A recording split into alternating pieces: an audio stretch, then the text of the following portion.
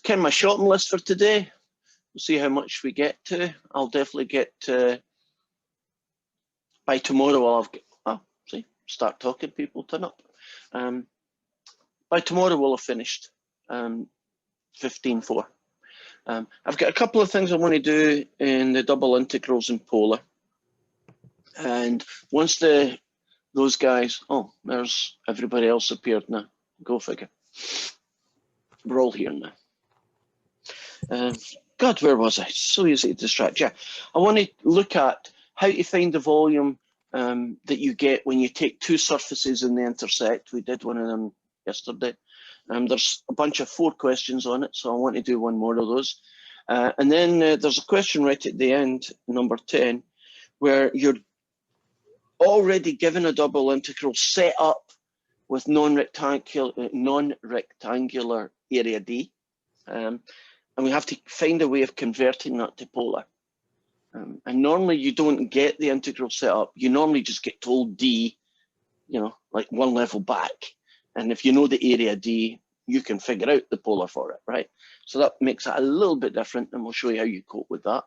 And once those are out of the way, we will get started on our last section for the test. So the test and your homework on Sunday is going to finish on 15.4. Okay.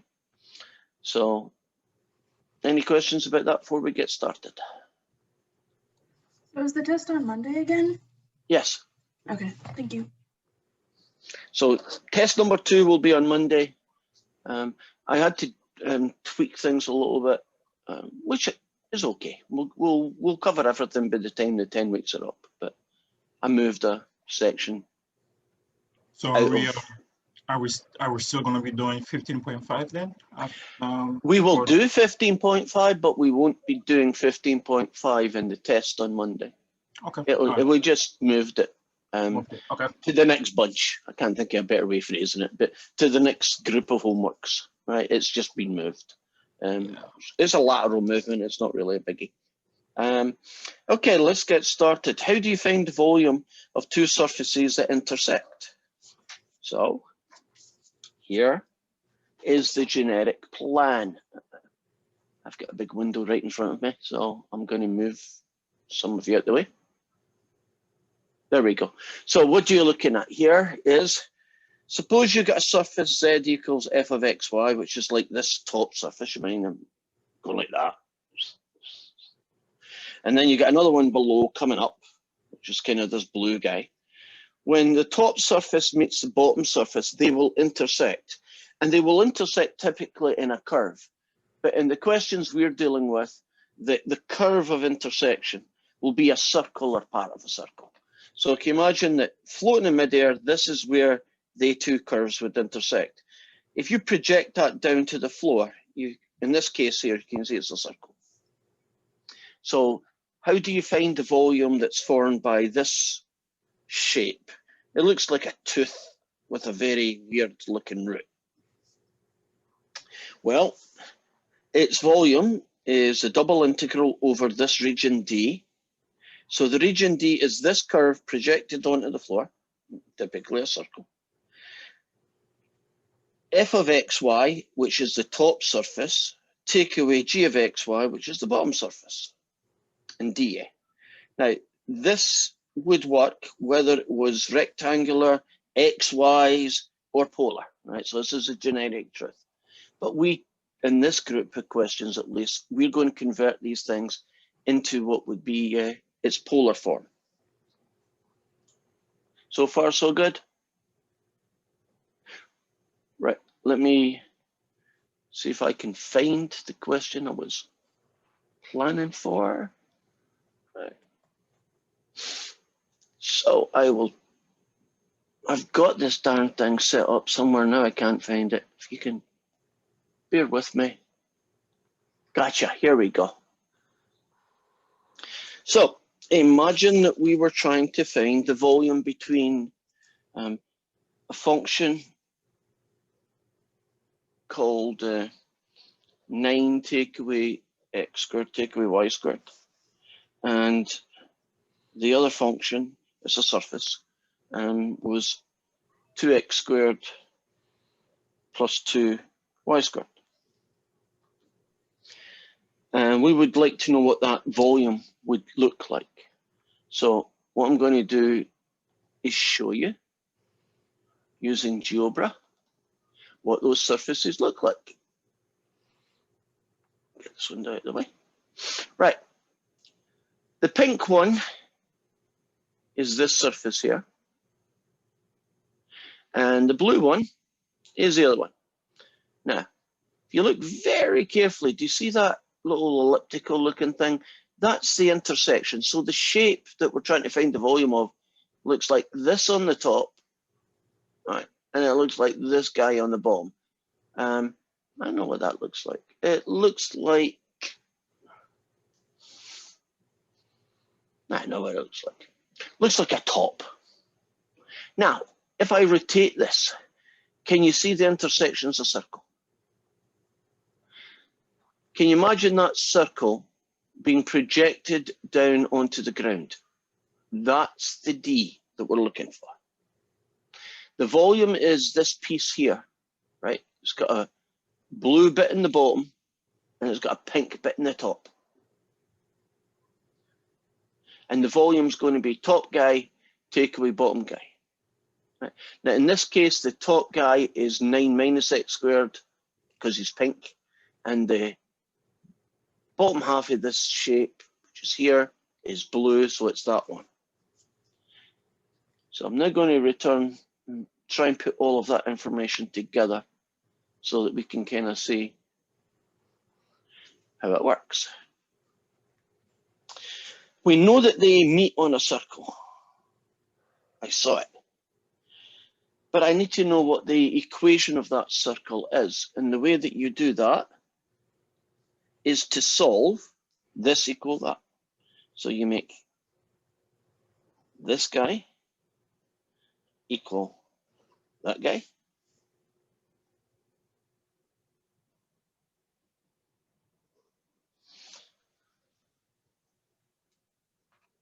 And bingo. There's D. Now, if D is a circle of radius 3, I can set up what D looks like. It's going to be R from 0 to root 3 and theta from 0 to 2 pi. Are we comfortable that if you want the whole circle of radius 3, that's the combination that makes that happen? Does that look sensible to you? You follow my thought process? Okay, now according to what I've said here, the formula for getting the volume of this shape, which is what we're after, is the double integral of D, the guy that goes on top, take away the guy that goes on bottom, dA. Now this is going to become polar. So it's going to go theta equals 0 to theta equals 2 pi, r equals 0 to r equals the square root of 3. That's basically what that's telling me. The guy that's on top was the pink one, which is actually him, so that's the right order. So I have a 9 take away x squared, take away y squared. Subtract the other one, which is 2x squared plus 2y squared. And this is kind of mix and match, so that should be r dr d theta. Right, so the dA gets replaced by that combination. Now let's see what we've got. Theta equals 0, theta equals 2 pi, r equals 0 to r equals root 3. This guy, take away that guy, I get 9, take away 3x squared, take away 3y squared, r dr d theta. I've still got a mixed notation thing going on here. Haven't we got thetas and r's, and I've still got x's and y's. So essentially, shouldn't this all be converted into polar as well?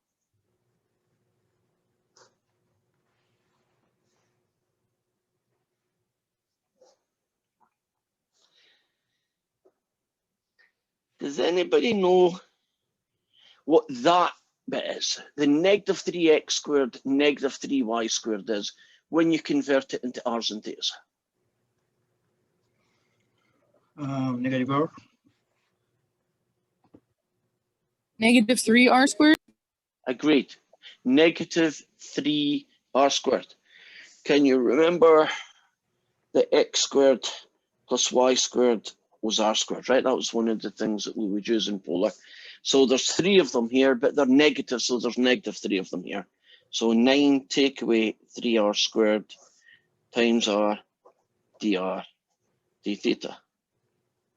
I'm a great believer in splitting things. So variable separable, I tend to do it. Would you agree in this case, since everything here is in r, we can do a variable separable.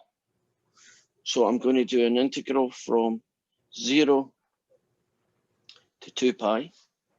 Then I'm going to do from r equals 0 to r equals the square root of 3, and I'm going to distribute that. So this one's going to be 1 d theta. And this guy's going to be 9r minus this fella, dr. And at this point, I'm doing my dot, dot, dot stuff. Isn't that just 2 pi eventually? Isn't that going to be 9 over 2r squared minus 3/4 r to the 4? You know, plug in some numbers. Boom, you got your answer. So this is your template for how to find volume of 2 surfaces that intersect with each other.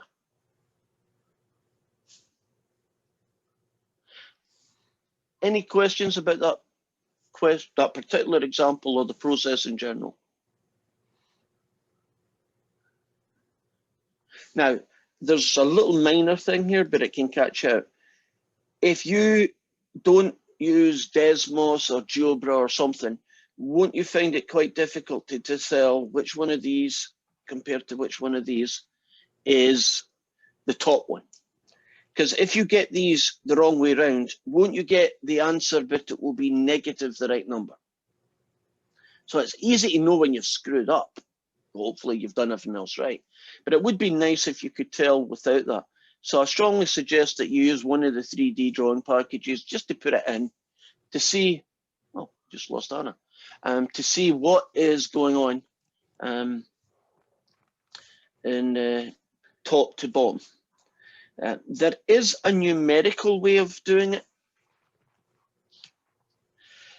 If you know that it's going to be a circle, then isn't the point 0, 0 in that region? If you plug 0, 0 into here, won't the Z value, which is basically what that is, won't it be 9? And if you plug 0, 0 into this one, won't its Z value be 0? Can you see that that's bigger than that, so that one's the one on top? So you could do a test point. Basically pick a point on the floor, the XY coordinate, that you know for sure is inside D. Evaluate the first function at that coordinate and the second function. The one that's got the biggest number is the top one. So that's a non-graphical way of coming up with the same decision. Are we good? I'm about to move on to the next topic then. You've got, what, 4 examples of that to do, so hopefully that'll work out well. Now, the last question.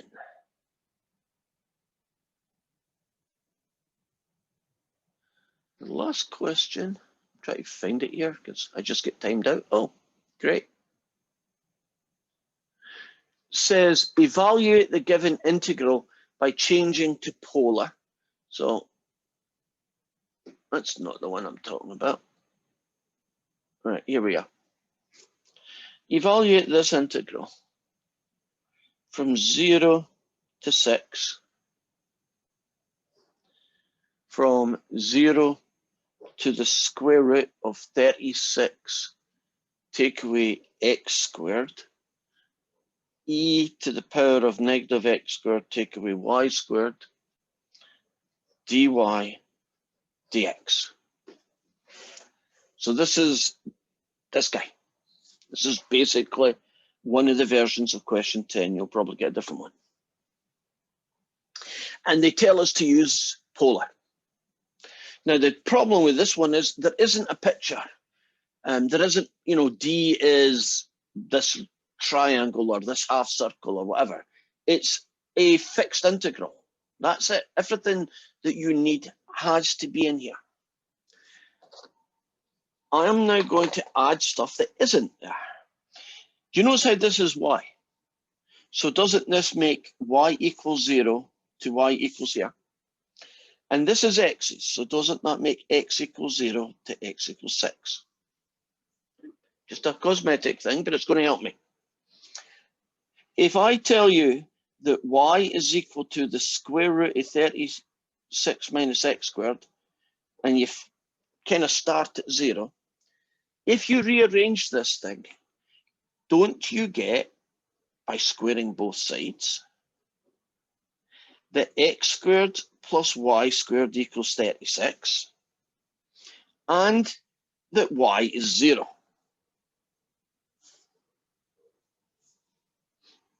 Are you comfortable how I sucked that information out of the limits of integration? How that if y is this, then a little bit of algebra, this is also true. Now, I know that guy. That guy is a circle, radius 6.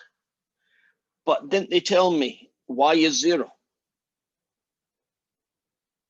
So it's not the whole circle, is it? Because isn't the y a positive square root? Now you put those together, aren't we talking right now the top half of that circle? Now you may think, that's it, I got D. Nah, don't jump to conclusions too quickly. X is 0 to 6. X is 0 to 6. Doesn't that restrict our answer even more? So D is just that guy. Now, if this had said X is negative 6 to X is positive 6, wouldn't it be the whole top half? So this piece of information is also part of D. Now, I have got everybody I need. You want to describe this region, then R goes from 0 to 6, and theta goes from 0 to pi upon 2. That's how you would describe that little quarter segment of a circle. Anything about the logic or the process that I used there that's not clear to you?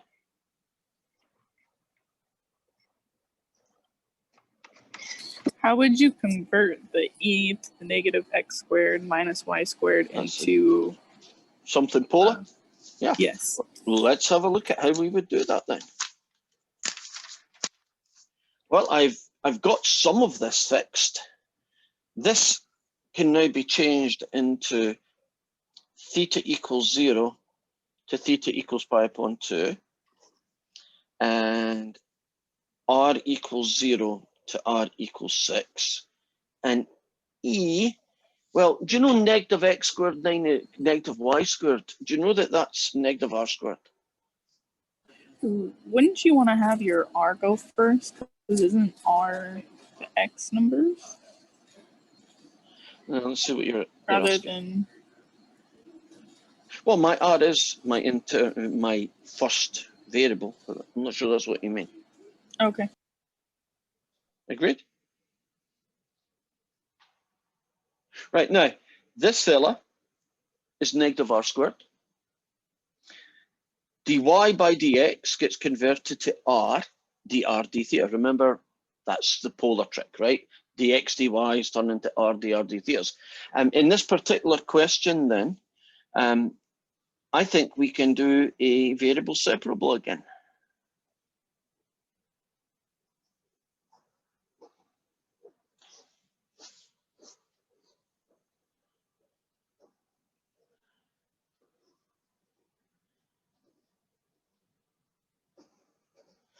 Right, this guy's dead easy.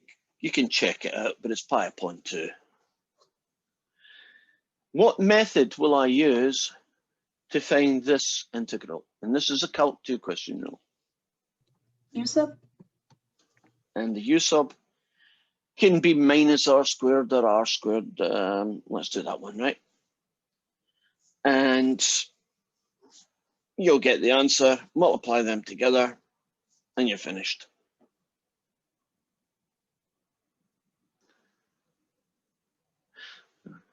I'm picking up body language. I don't know what it is, but G, are you okay with this? I'm just picking up a body language that you're not comfortable with it, or there's just something not gelling with you. Are you okay? Yeah, I'm good. Yeah. Okay. Right. It's lack of caffeine. That's what I was picking up, right?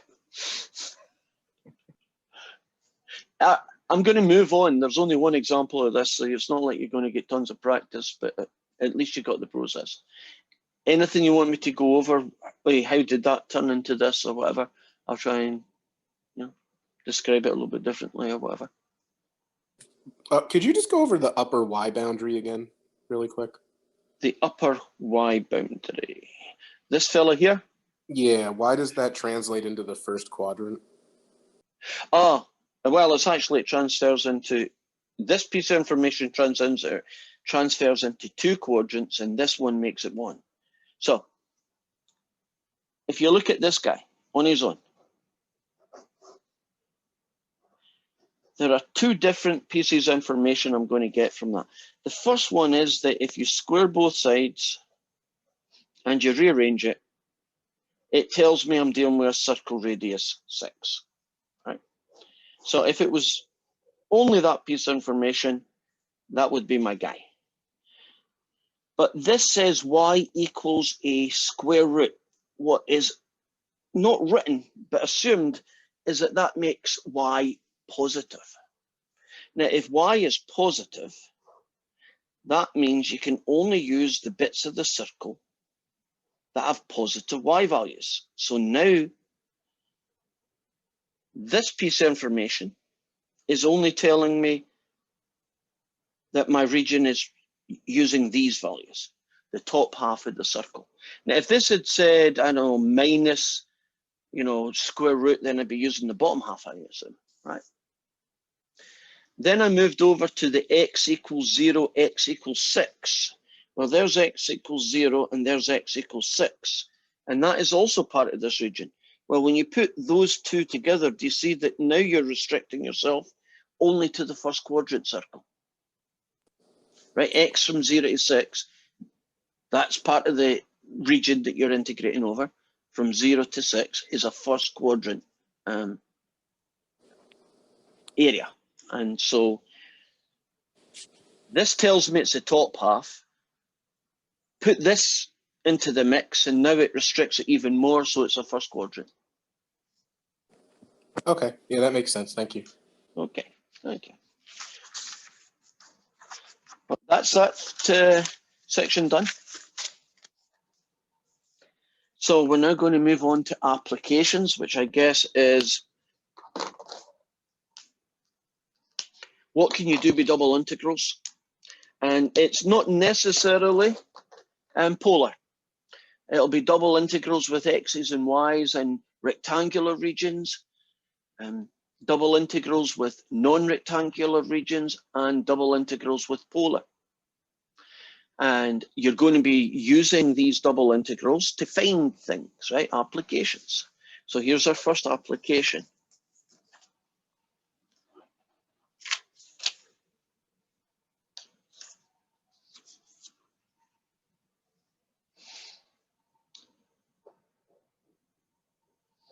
This is our first one.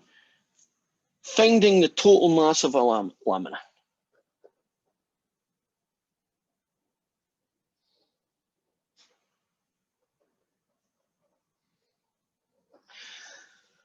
Okay. I want you to imagine that you have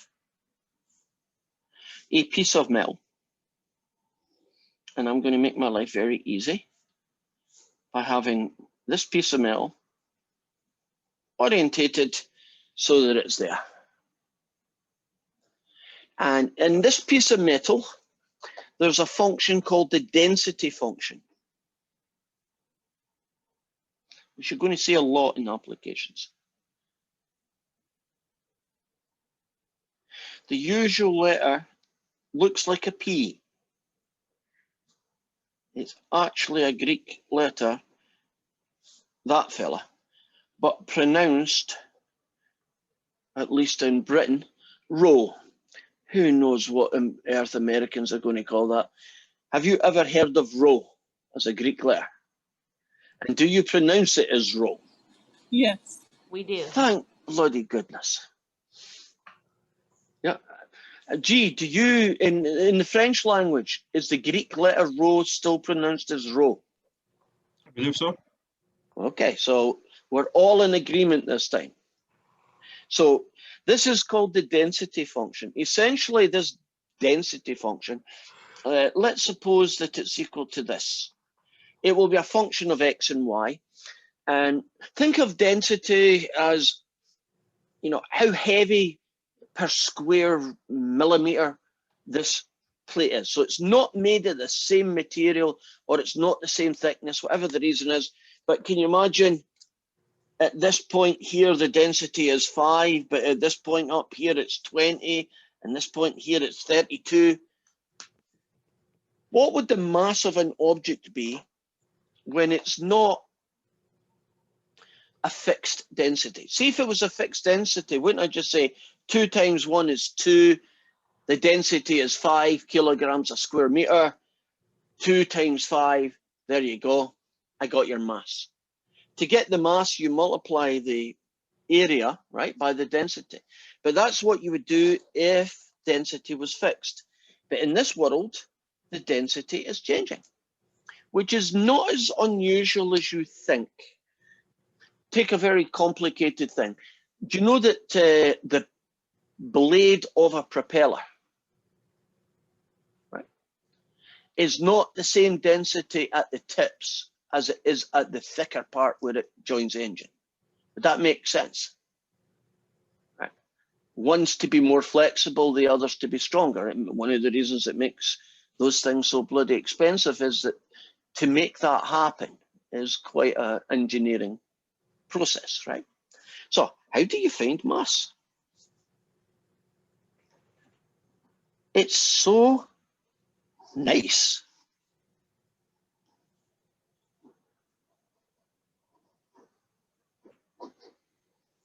It's that guy. You just integrate the density function over the region D. Oh, the lamina D is this guy. I think the word lamina is to try and make you imagine that it's not, it has a thickness to it, right? It's like a plate of metal rather than a, you know, a two-dimensional thing. It's kind of got a thickness to it. And the thickness is reflected in the density function as well. So I need a story to start this ball rolling. So if you can hold off a minute, I'll find one. I won't do that one. That was a silly button to press.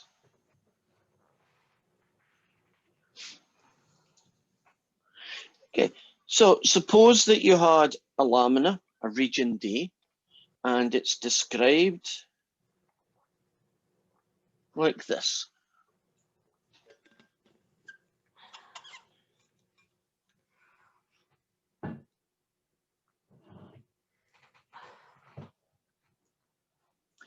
And the density function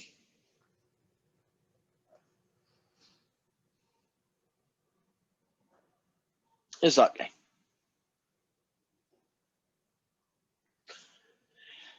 If I want to find the mass then,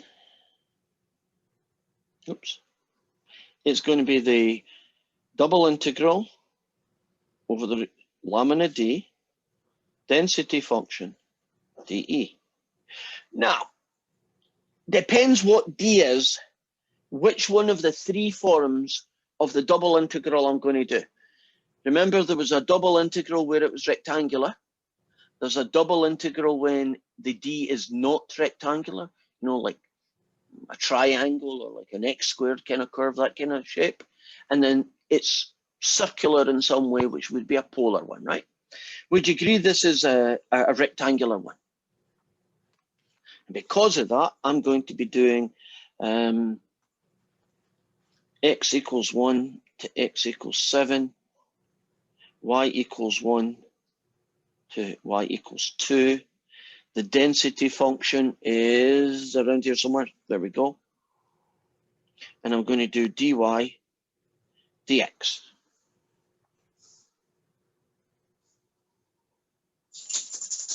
Is this integral variable separable?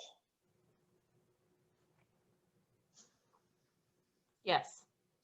And you know what I like to do when it's variable separable is I like to separate them. Now, if there's no x's there, you always get 1, right? So that's how you get the x's out. And then, what's that? Y equals 1 to 2, 5y squared dy.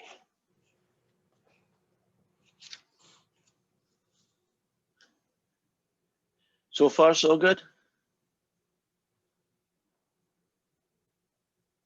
Now, this fella here, trust me, you get 7. No, you don't. Don't trust me. You get 6. Now you can trust me. And this one here, add 1 to the power, divide by the new power. So this guy is 6. This guy is 5/3 times 2 cubed. Take away 5/3 times 1 cubed. 2, 4, 8, 40/3. Take away 5/3 is 35/3. 6 times 35/3. Answer.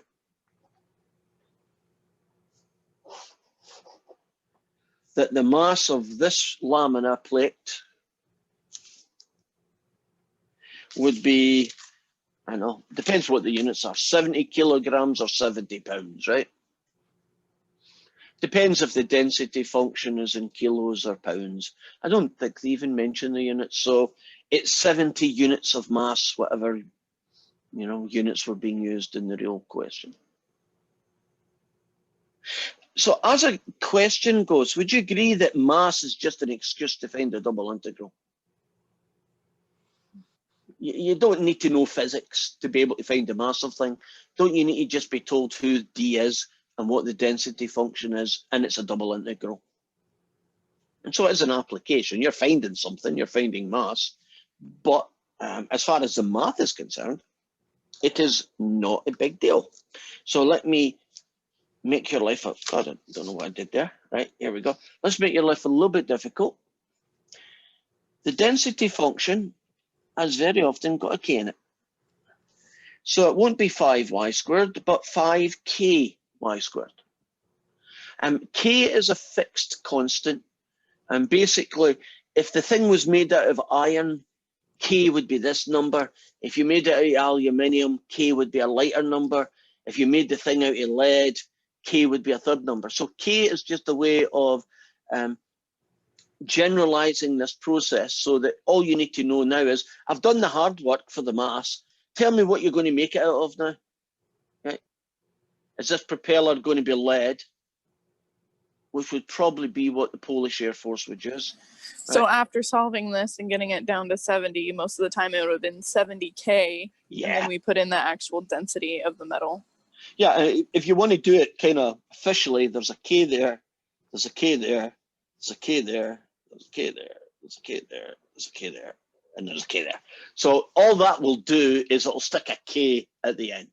So if you do one of these questions and you accidentally forgot the K, isn't it very easy just to go to the end and give it a K, which is, I think, what you were saying, Brooke.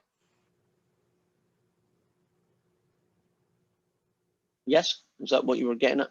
That is correct. It's just a variable that doesn't change throughout taking the integral or derivative of it. It's just a multiple of whatever you would have got. The reason that I'm making this up, I think it's probably true, is that K would be, the constant would be dependent on the material that the lamina was being made out of. See, although this looks like a rectangle, could you imagine that the reason its density is different is that it maybe look like a rectangle here, but it slopes like a triangle underneath it. So this Yeah. end is a lot more metal, you know, like a propeller isn't a very little metal at the tip and quite a lot of metal at the beginning, right? So if you were Yeah. looking at a propeller, you would probably simplify the process by projecting the propeller onto the XY plane. So it would just look like a big loop that you might get in a leaf of a polar coordinate system. And then you'd have your density function based on the thickness. And then the Yeah. K, the material that you were using. And you put all that together, you've pretty much got a model for what the mass of any given propeller would be like. Yeah, we had an issue with like something like that. We were building something for a boat that had to be a certain weight. So we were trying to figure out like what the best type of metal would be to use and do that with. Well, so you were basically figuring out who the K would need to be and then go looking for a metal that had that K. Yeah, well, someone dropped their K calculation. K throughout the calculation. So they're like, oh, we can do this metal, which would have been nice to be able to do it out of that metal because that metal was a harder metal. But then, you know, I was like, what about this factor? And then they went back through and they're like, yeah, we can't do that. You were right. We forgot a value. So it could have been too much weight and something could have crumpled below weight and it could have meant somebody's life. Isn't that cool that how realistic this is? I'm trying to think of other way of phrasing it, but it's kind of cool, isn't it? That what you're doing right now, you can say, hey, I've used something like that before. So I wish you would be in all my classes because then I would just say, Brooke, give me an example of somebody doing this. That is so cool. Yeah. Yeah, we had that issue when we were down in Oregon looking at some stuff. So right. And I'm sure it's secret, so I don't need to know any more than that.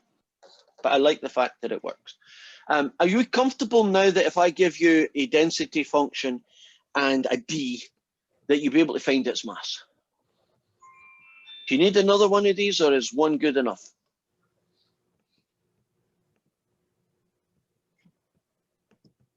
are we ever going to get these like in an application where we're going to need to like change it to like a polar system?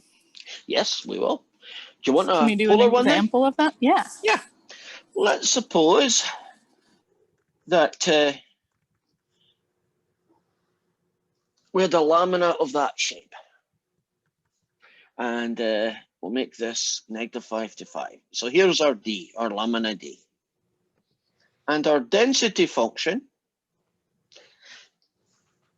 this guy, our density function is proportional, so that's where the K comes in, to the distance from the origin. So in other words, the further away from the origin you are, the denser it is. And when they phrase it that way,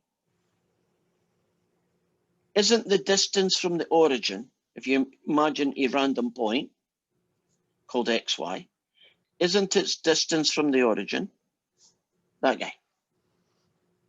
So you will see some questions that they say the density function is proportional to the distance from the origin.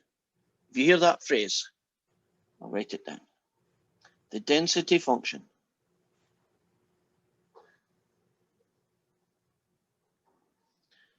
is proportional, which is basically the K bit, right, to the distance from the origin. And that's that guy. And we would like to know the mass of this ship. Well, how would that work? Can you imagine that although that's a flat shape, if we imagine what it might look physically to cause this density function, at the ends, isn't it very heavy? And at the middle, isn't it virtually non-existent? Theoretically zero, right? Like paper thin, like a hole there even, right? Well, if you're really dense at this side and it gets less dense as it comes in, this is my attempt at this shape now.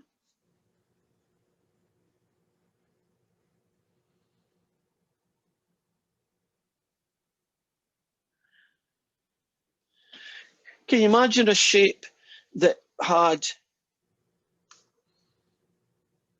oh God, I should try and do this side on maybe.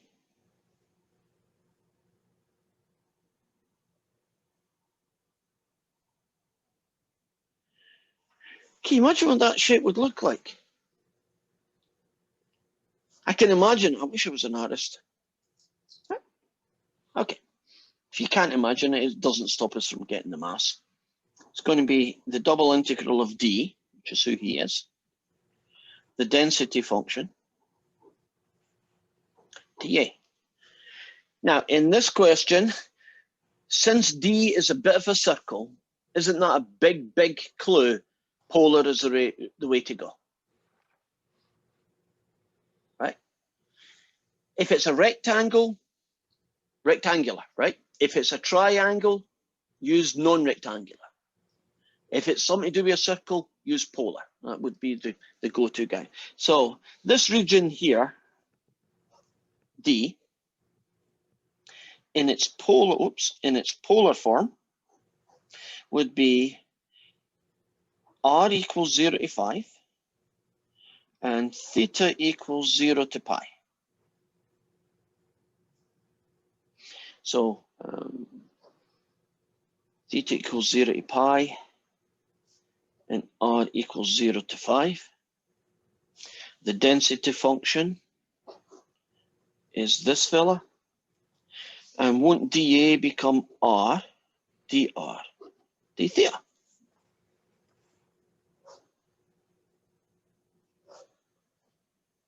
Okay, we got to fix this guy. What is, in polar form, the square root of x squared plus y squared? Square root of r squared. Which is? Correct. Just r. Just r. So what do we get? kr times another r. So kr squared dr d theta.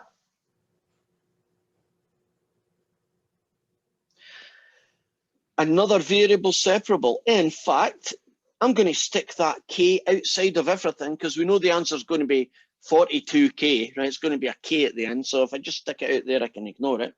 And I can do my variable separable thing.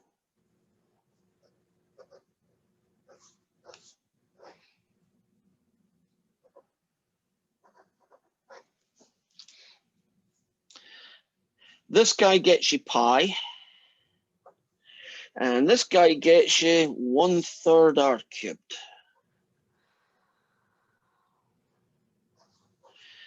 Okay, what's that get me? That gives me 125 thirds. So 125 thirds pi k.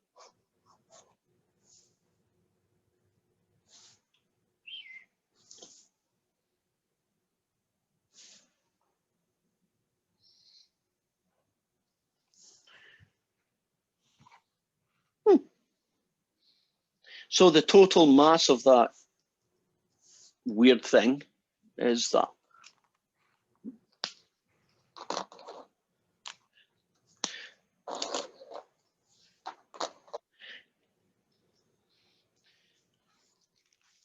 This is not one of the questions, but it's kind of cool, so I'm going to make it up. The mass of this thing is 125 thirds pi k. And for whatever reason, the most it can weigh is 1,000 kilograms. So it's some big honking chunk of metal that goes on the back of an aircraft carrier or whatever, right? But that's the most it can weigh. Then won't k be 1,000 divided by that? And so 125, oh sorry, do it again. 1,000 divided by 125 times pi divided by 3. And we come up with a k value of 7.63. And if it's not a secret, are you pounds or metric? Are you kilograms or pounds in the Navy now? If it's not a secret. We generally It depends. Most of the time it's kilos. Okay, so Kilograms. we'll pretend this is kilos. So we are looking for 7.63 kilograms per square meter. No, it's a density, isn't it? Per cubic meter. Whoa. You'd have to make that thing out of plastic to get that kind of density, wouldn't you? Yep. Basically. Okay, so you got a problem. Maybe you should go back to the drawing board and find a better version of that shape. Maybe a smaller one. Yeah. Whatever it is. It all I mean, depends on what its job is too. right. How strong does it need to be as part of it, I'm sure. Its shape is important because it has to fit somewhere or it has to do something. Okay. Say hi, everybody. I learned something today as well, which I love to do. I learned that people in the Navy do use mass calculations and Ks, which is kind of cool. Okay, I'm going to hang about if there's any homework questions. Apart from that, then bye-bye, everyone. Make sure that you said hi. Anna, we'll drop you for a minute. Was that me again, or was that just an issue? My internet went out. It does that every once in a while, but Okay. yeah. Professor? Yes, G. What's up? Hey, you've gone, G. Oh, as I'm just saying bye-bye. Oh, that's weird. Right, have you got a question, Anna? Possibly. There are a couple in the first homework section that I've tried several times and they're just not working out for me. Okay, find the first one and we'll start working on them. I'll try and get my down. Okay, I'm ready. What section? 15.1. Oh, rectangular. Gotcha. What number? Hold on. I'm trying to find it.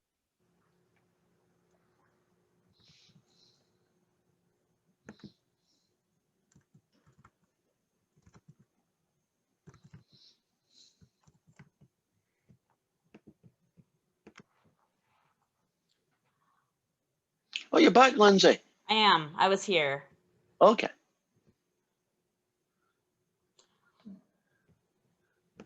Brooke, I'm assuming that you're staying behind because you have a question, or you just want to hear what's I have going a on. question, and then it's also something to do with the test. Okay, we'll do you at the end for that reason, I think. Is the test from 8 to 10 again? Yes, Okay. unless that doesn't fit your schedule, in which case we have to arrange something else. But No, I yes, just wanted to make sure. right. It'll be pretty much exactly the same as the first ones. Once you've done a couple of my tests, you'll just know it. There'll be a Zoom thing on. It'll last the 2 hours. You get half an hour to put on. You know, everything. Carbon copy of last time. Okay. Okay, you found your question now, Anna? Yes. So I was trying to do, so I think Eleonora asked this question already, but I tried doing it and it still doesn't make any sense. Okay, see. It was number 14 to find the volume of the solid in the first octant. Okay, so I'm jumping to 14. Find the volume of solid in the first octant, and it's Z equals 16 take away X squared, and the other thing is the plane Y equals 2. So I've actually done that, guy, but that doesn't matter one iota. I'm going to try it again. What's not very clear here? If you want to get the volume, essentially what you're going to do is a double integral over D of this function. We can't see your paper. Well, I can see it, so I don't see what the problem is. Pushy. Right. And we know it's rectangular, so I'm not going to do dx dy, but let's just keep it general. Is finding d. D is what would this look like if you projected the entire shape onto the floor, right? What would the region look like? And it's in the first octant, right? Now, the first octant is here. We would call that the first quadrant in 2D world. The first octant is where X, Y, and Z are all positive. In the 3D world, which is kind of hard to draw, this is the first octant. Right? This is the second, this is the third, and this is the fourth. And all of them are above the floor. And then you've got 5, 6, 7, 8 underneath those guys, right? So there's 8 octants. And this guy here is the first octant. So although I don't know an awful lot about the region D, at least I now know it's in this area only. Now, if you add to that y equals 2, which is a vertical plane, but in this world, y equals 2 looks like that when the vertical plane comes down and hits the floor. So what I've now got is that the region is somewhere in here, right? And there's no reason why I shouldn't be continuing this. Oh, it's the first quadrant. I should leave it exactly where it was. So I've got this funny guy. Now, if you draw this guy, he looks like an aircraft hangar. And when that aircraft hangar hits the floor, it makes 2 straight lines. And hitting the floor is the same thing as saying Z is 0. Can you imagine at Z equals 0, that's what the curve looks like at the floor. And when you make Z equals 0, you have this, which in turn is this, which gives me plus or minus 4. But since I'm in the first quadrant, I have to finish at 4. So all of those things put together tell me who D is. It's 0 to 4, 0 to 2. So it's going to be the integral from y equals 0 to y equals 2 of x equals 0 to x equals 4, 16 take away x squared, dx dy. And then it is a variable separable.